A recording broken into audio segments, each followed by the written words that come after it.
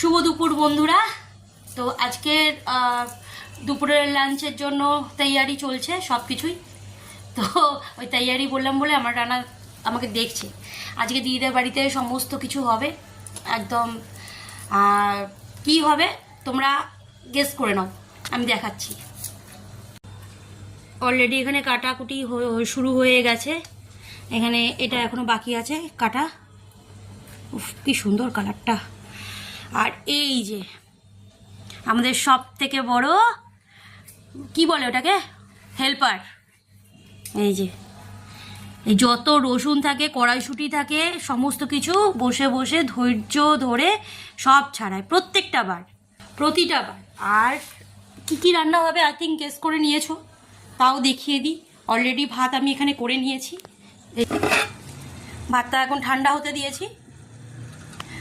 আর এর সাথেই আছে হচ্ছে একটু মাছ টাছ ভাজাভুজি হবে। এখানে ম্যারিনেটের জন্য আমি নিয়েছি এই যে, এখানে এটা হবে হচ্ছে রানার, আর এটা হবে হচ্ছে আমাদের।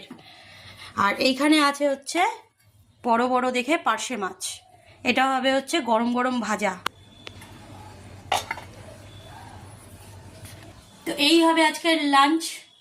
এখনো মানে রেডি হয়নি, খুব তাড়াতাড়ি রেডি হয়ে যাবে যেহেতু ভাতটা আছে। আর একবার কাটাকুটি স্টার্ট হয়ে গেছে মানে শেষ হয়ে গেলেই রাইস তো করতে বেশিক্ষণ টাইমই লাগে না। পেঁয়াজটা দেবো না, ভেজ রাইস করব নর্মালি। আর সাথে একটু চিলি চিকেন, অনেক দিন পর, যদিও বা এত গরম পড়েছে খাওয়াটা উচিত না, তাও জিভটা কি আর আমাদের কথা মানে।